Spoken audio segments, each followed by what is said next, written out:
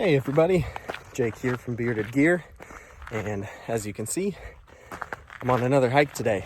I'm up in the hills of Simi Valley. I've heard that the trails out by me should finally be reopened as of like May 1st, so I'm looking forward to that. But in the meantime, this is still where I gotta come to hike. Now, I figured it's time, finally, to do my full review on the BGM Pike. Now, this knife is one that I got specifically for this application. I always kept an Essie Azula 2 on my pack, vertical right here, and I love this setup on my day pack. So after, I don't know, probably 2 years of having that knife there, I decided it was time to step it up. I had BGM Knives on my radar for quite a long time, and this one became available, so I jumped on it. I'm super glad I did, because this knife is just so much better than the Azula was. The Azula was a great knife, really good all around, small fixed blade. Like the handle scales, like the profile was nice, but this just does so much better work for everything that I need it to do. So I figured I'd start out by just kind of going over a little bit of the philosophy of use for the knife that I keep there on my pack. To me, it's important. I always carry a folder as well when I'm hiking, but I like to have a good solid fixed blade that's super easy to reach and grab at a moment's notice, just in case. It's not uncommon at all for me to use it while hiking, whether it's something that's down on the trail, I just gotta cut some cord, I gotta cut open my lunch or cut my sandwich in half, I gotta cut through some brush, whatever it is that arises in the moment. It's nice when I'm outdoors like this to have a fixed blade that can handle it. The features that are important to me are that it's got to be pretty easy to keep sharp, because it's a knife that sees a lot of use, and it's got to have good toughness, and it also has to be able to feather stick well, because I want to be able to use it for fire starting. It needs to be able to strike a fire steel, and it needs to not be fragile in any way, shape, or form. I guess that kind of goes with toughness, but I also need it to fit my hand well, to be made of a material that's comfortable to use when my hands are sweaty or wet, when it's hot outside, when it's cold outside. I use this pack year round, have been for a long time. This is my go-to day pack. So even though it doesn't get real cold here in Southern California, it gets chilly. It also gets real hot. So the knife has to be able to stand up to a variety of temperatures and conditions. I do hike in the rain. I don't mind when it's wet. So it needs to be, if not rust resistant, easy to keep from rusting through my own actions.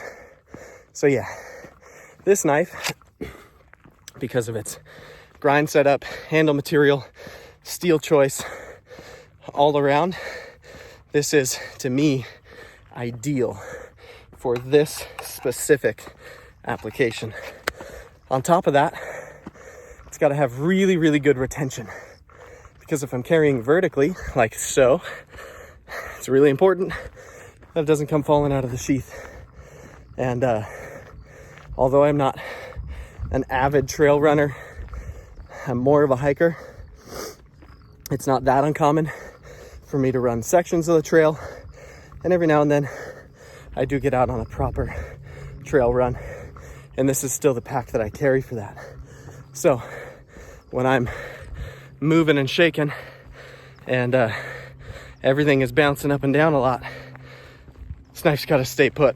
So I've had this knife on here for about a month now, and I've put it through its paces. I've put it through a variety of materials, all the normal stuff that I would put this knife through, and even some things just to kind of test its limits. And it has been awesome. I've batoned with it, I've feather sticked with it, I've started fire with it. I've done everything I need to do to be really confident for this to be the knife that lives here on my pack from now on. So I'm gonna go ahead, and once I get to a spot where I'm a little less out of breath and have a good place to sit down, I'm gonna go ahead and show it to you in front of the camera and walk through the things that I love most about this knife, the intricacies I've found about it, and yeah, we'll go from there. But in the meantime, I'm gonna keep on climbing.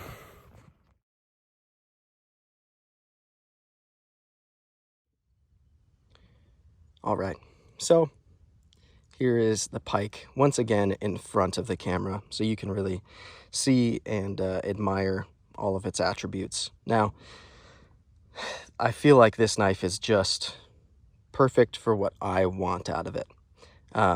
Is this a competition chopper? No. Is this a slicey, tiny little EDC fixed blade? No. But as a pack knife, for the application that I'm putting this knife into, it's everything I want out of it. Part of what makes this Pike so fantastic for me is because it has this compound grind. Now, I'm not usually a huge fan of compound grinds. I don't hate them. I think they certainly look really cool on a lot of things, but I don't think they're very functional on a lot of knives, especially folding knives.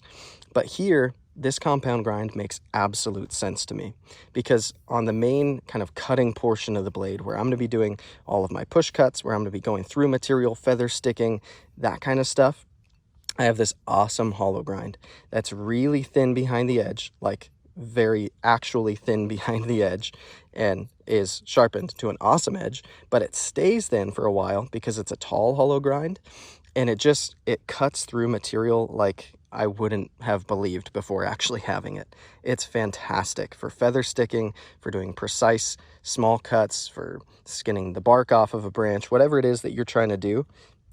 This kills it. It's fantastic. But then up here, we've got this nice thick section where there's more material left on the blade. And up here, it's really important because it gives me this really thick tip, and it's just an awesome section for kind of making like chisel push cuts, for stabbing into material, for prying. This knife to me is a tool. This is a knife that I have no reservations about using as hard as I could possibly need to use it in any given moment. And so the fact that I've got a tip that I can reasonably pry with, that I can jab into material, that I can stick into a stump when I'm in the middle of using it and I'm between cuts, whatever it is I want to do with this knife, I'm not afraid of using that tip. There's nothing fragile about its construction. And that to me is because of that compound grind. I've got this awesome swedge up here. This knife is super well balanced, as you can see, and yeah, it's the right thickness for this application. It's the right size for this application. The blade length is perfect. Sometimes I found that my Azula was a little too small for what I wanted it to do. I liked that it was small in a lot of ways, but for a knife that I'm going to be using hard outdoors, I do like just that little bit more blade length. There's this awesome flat spot here where I can put my thumb right onto it. It feels super comfortable, and I love that it's not jimped, it's not playing around. It's just a perfect spot for my thumb to land. These handles are just magnificent for my hand. I mentioned in my first impressions video on this knife, this feels like it was custom built for me. Now, this is a custom. He does these one at a time. They're hand done by John over at BGM. But this one he just had ready to ship and I jumped on. This knife wasn't built to my hand's specifications, but it feels like it was.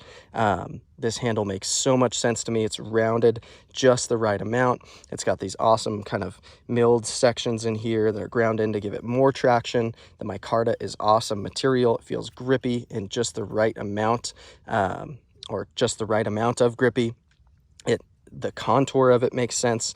The way it snugs into my hand fits perfect. If I choke back on it to chop, it still feels super comfortable. Everything about this handle is exactly what I would want it to be. So yeah, I guess just at the end of the day, I got this knife hoping it would fit this application well, and it has exceeded my expectations. It's like it set the bar so much higher.